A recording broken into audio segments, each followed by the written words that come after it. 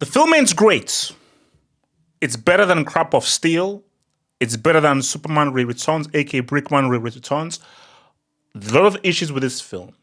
It's not fully coherent, but there are some very bright spots and bright sections within this film. Let's talk about it.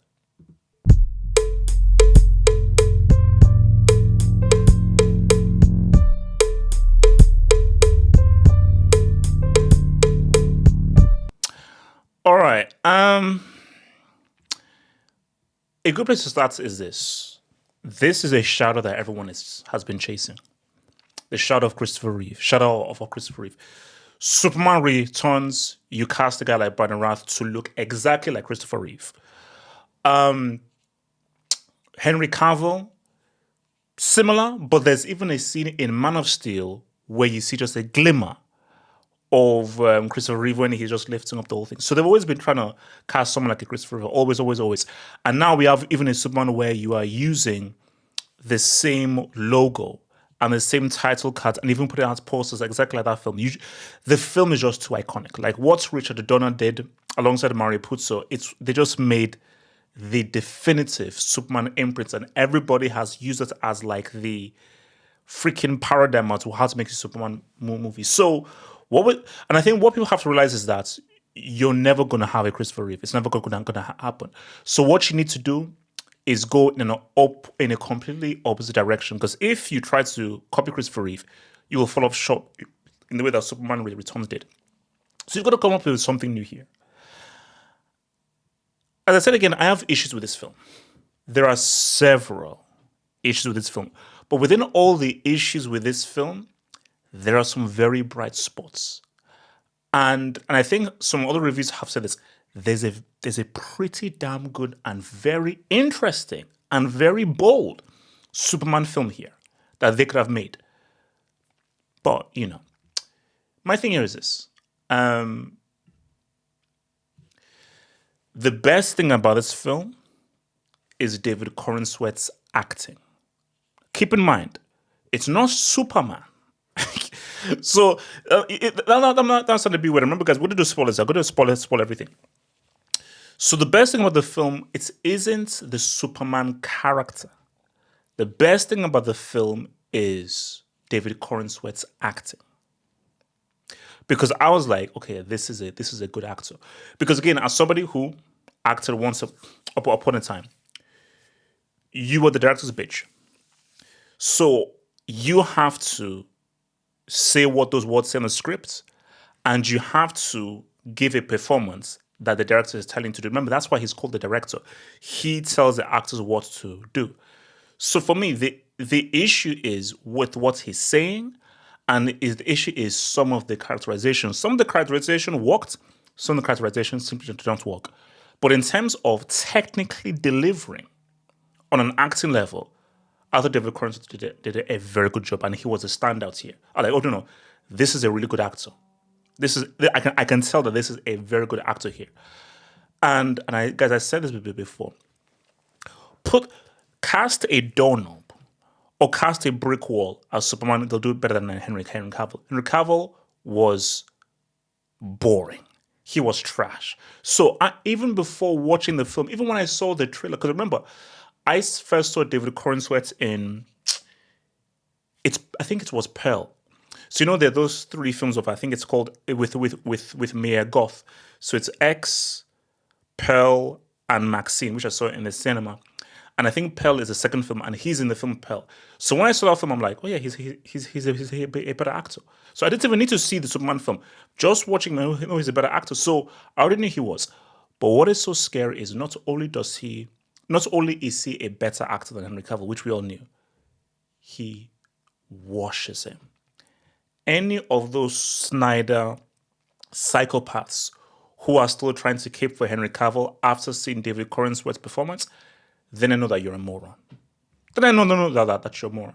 So there's so much stuff to say. But again, David Corenswet did a very good acting job. And I'm like, oh no, this is a really good actor. And the saddest thing is, if only he was given the proper material to truly show what he could do as a Superman. Because I think there's an interesting Superman here. I think this is where we really bring in James Gunn. You see, writing is hard. And trying to follow up with Christopher Reeve is always a very tricky thing to do. So what James Gunn tried to do, I thought was an interesting way to go. But I felt that the execution worked and didn't work. So where the execution worked is, let's give him some personality. What if a guy who grew up in Kansas, grew up in middle America, just happened to be the most powerful person in the world? Because my thing that they've always made Superman stoic, but it's like, okay, hang on, he was a freaking baby in Krypton. And you know what they always say? It's not about where you were born, it's where you grew up. So if a guy was born in England, but he grew up in Nigeria, he grew up in Barbados, his characterizations and the mannerisms will be of a Nigerian or from a guy from Barbados or from a guy from Ghana or a guy from Egypt. So your character, your characterization and how you are is where you grew up, not where you were born.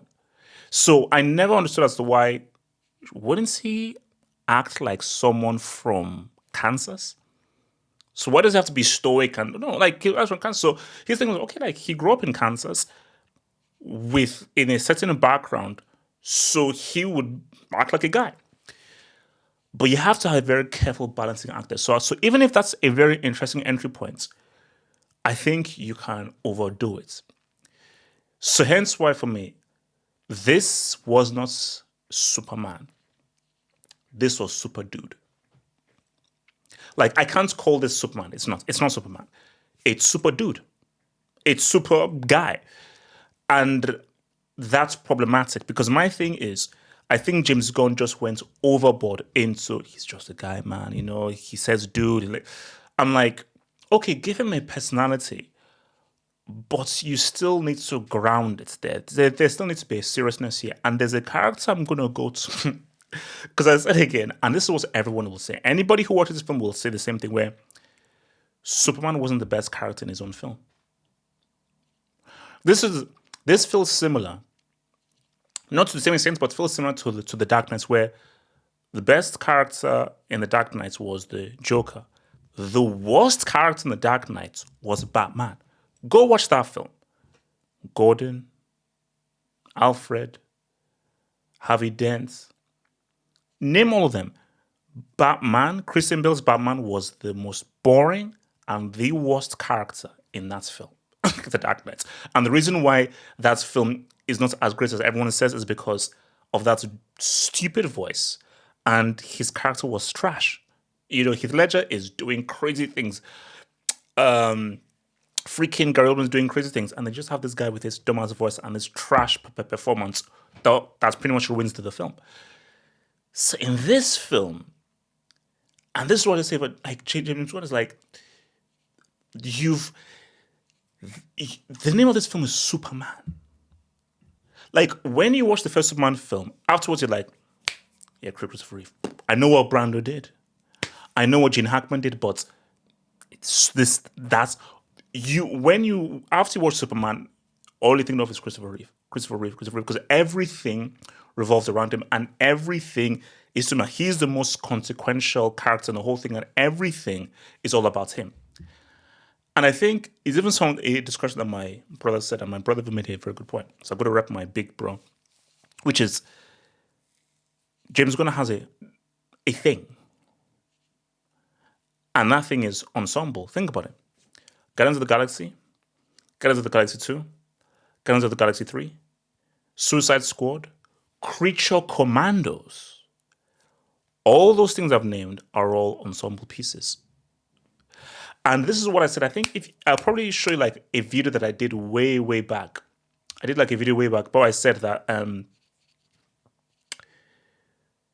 Superman is a singular character, an introspective character, and it's a character study piece. And I just don't think James Gunn is the kind of director who actually understands how to make a Superman film. An ensemble piece, so A James Gunn X-Men, oh, that'd be super interesting. A James Gunn Justice League, interesting. Avengers, interesting. But a James Gunn Superman film, a film that has to be so singular, so introspective, so much of a character study. That's not James Gunn's strength.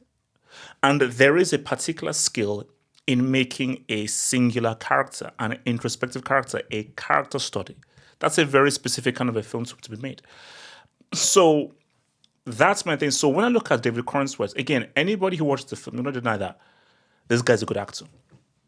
The way he handled it, the comedy, the drama, and just the various sets of emotions that he showed, it's like, bro, I mean, this is on a whole different level to what Henry Cavill was doing, on a whole different level.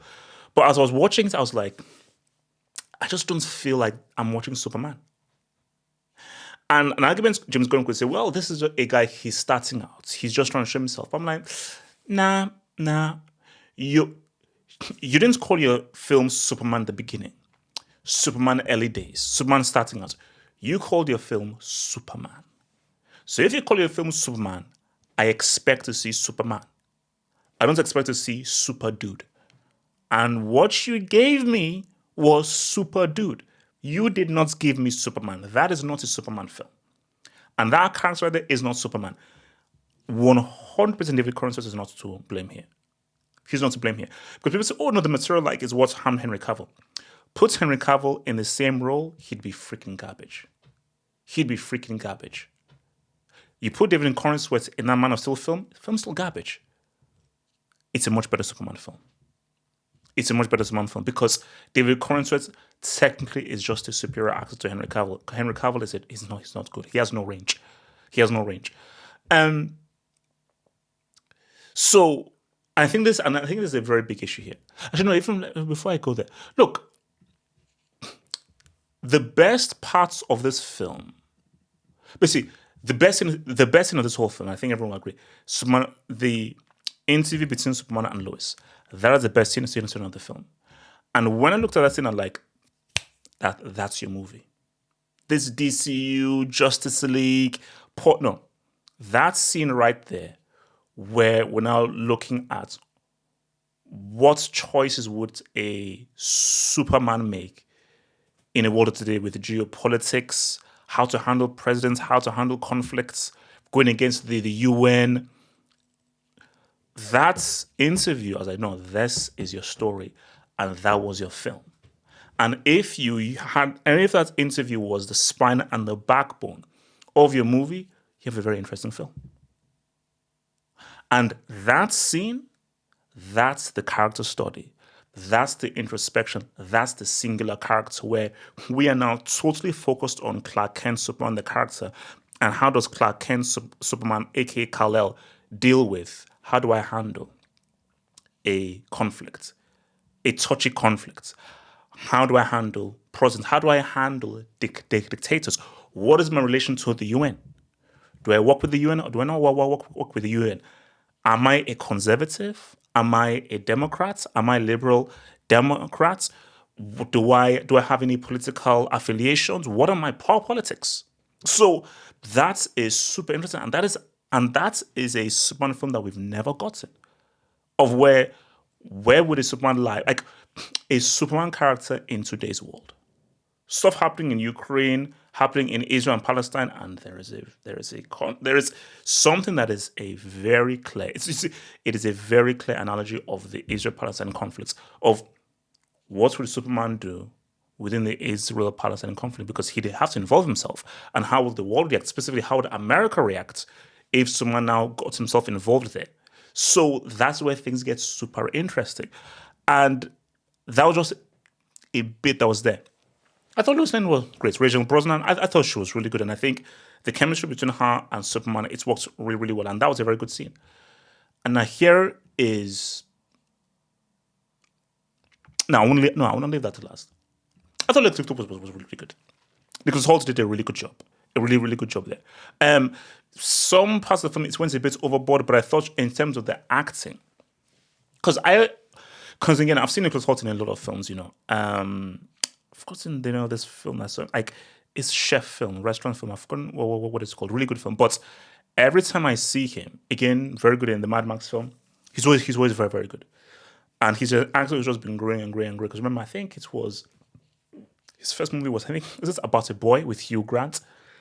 But I always thought, okay, he seems to have like a very kind of almost a too nice guy kind of attitude. I'm like, can he have that nastiness that Lex Luthor needs? And when he saw, I'm like, bro, okay, the guy did a good job. The guy did a good job. So I thought his Lex Luthor was very good, and you can do a lot with his Lex Luthor. And I think he really honed in on the psychology of the character. Now, this is where things get interesting. So remember what I said, that the best part of the film for me was David Corenswet's acting, not the Superman character, just his acting. But the best character in this film, if it's an aspect at all, which is a character that I'd want to see more of in this film, always Mr. Terrific. And the crazy thing is, the energy I had with Mr. Terrific is the kind of energy I wanted with Superman. Because there was something very official, very serious, and very heroic about Mr. Terrific.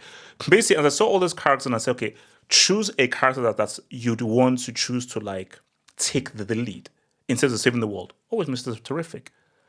I'm not choosing Super Dude. I'm not choosing freaking Guy Gardner and how crazy is, or Hawk Girl, come relax. No. Or Metamorpho. If I had to choose a character like, no, this is the character that I want to take the lead and be the hero, is Mr. Terrific. The hero of this, the guy that felt most like the lead hero in this film was Mr. Terrific. It was him. He didn't have a large role, but he had a very important role. But from the look to Eddie Gathigi's acting, shout out to Kenya, my East African brother. So his acting, everything, amazing. And the reason why this is so personal and so great is that, so Eddie Gathigi, he was a character called Darwin in X-Men First Class, a character who in the comics can't be killed. But racist Hollywood found a way to kill him and not bring him back for any of the future films.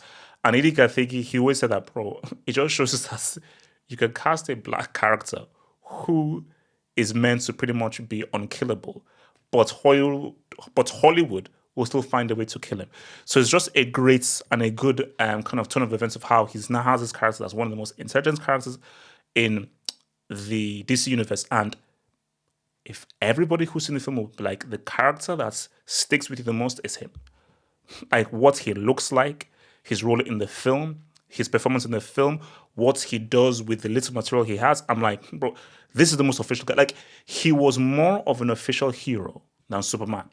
Like, this sounds crazy. This sounds crazy. He was more Superman than Superman himself. I told you, the Superman we got was Super Dude.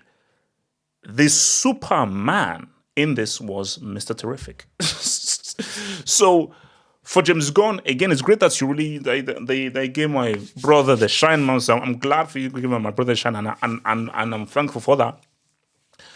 But at the detriment of Superman, of Kal-El, that's crazy.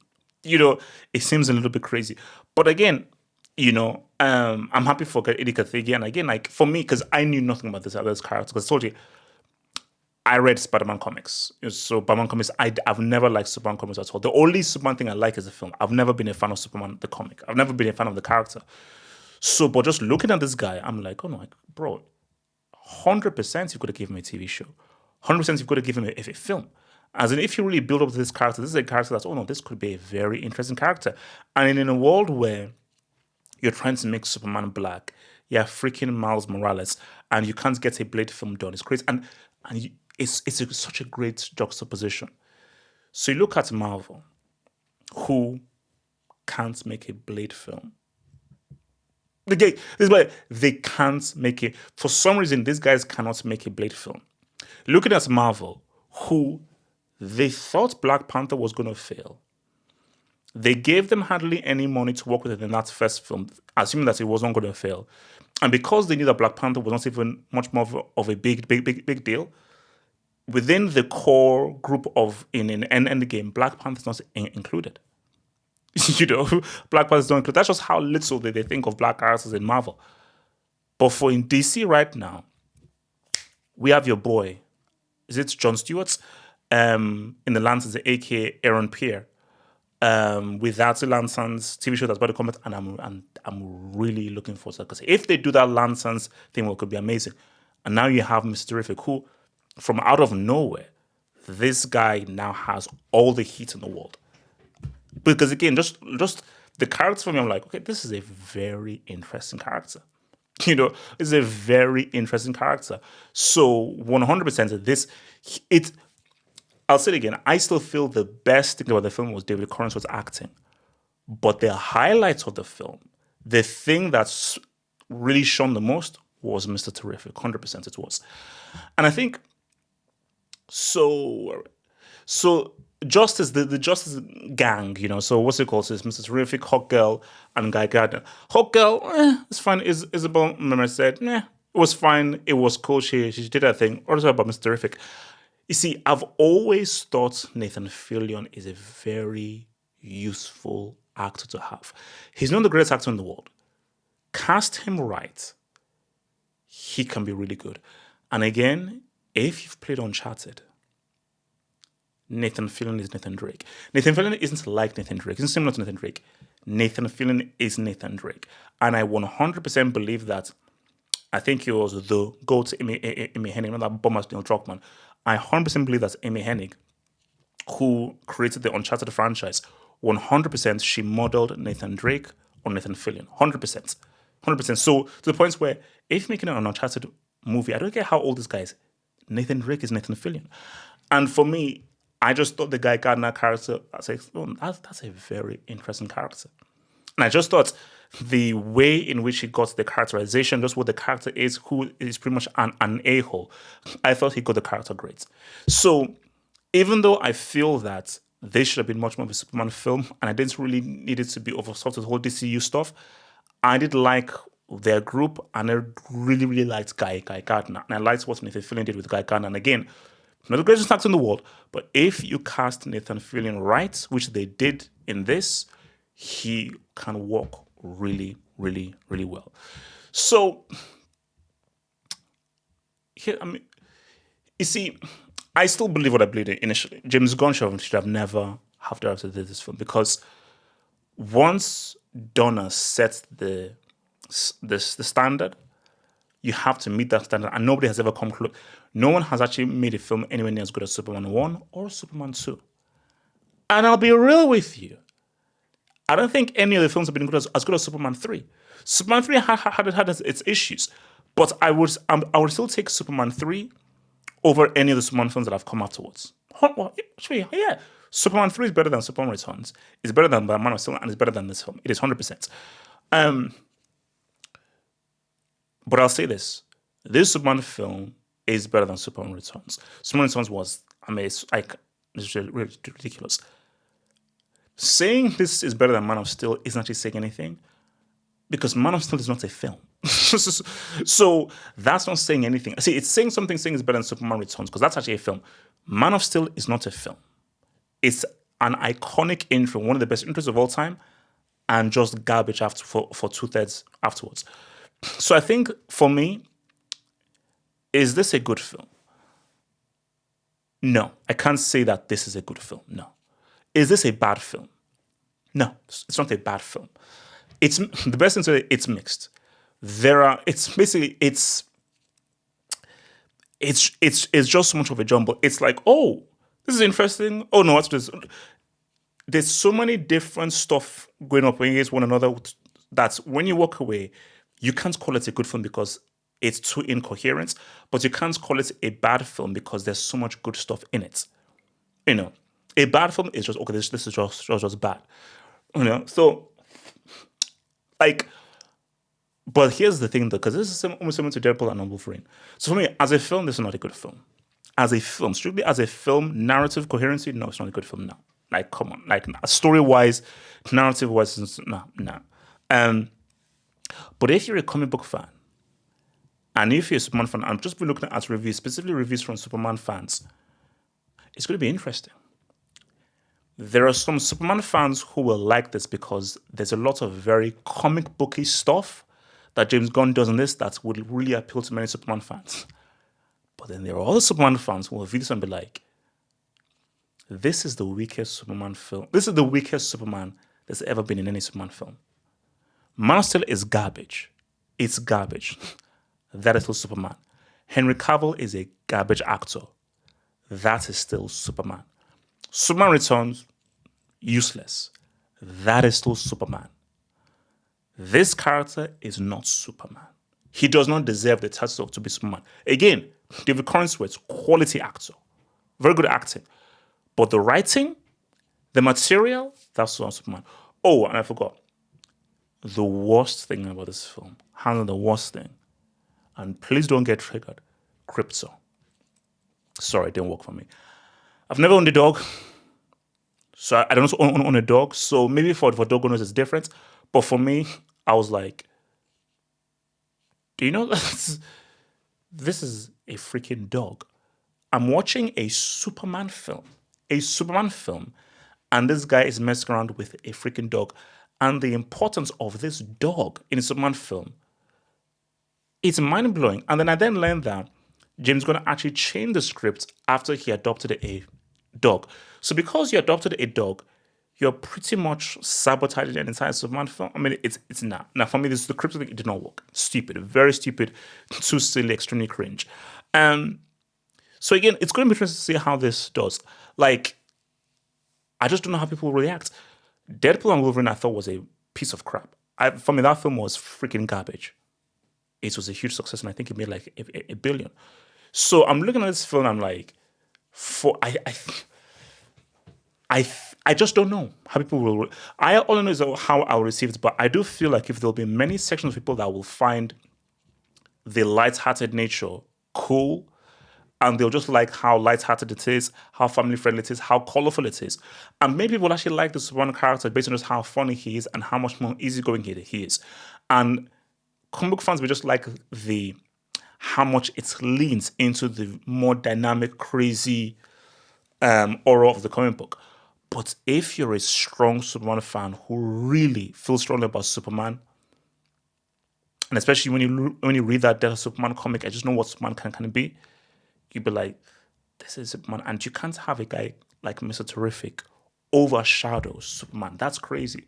So, yeah, it'd be interesting to see what guys think about.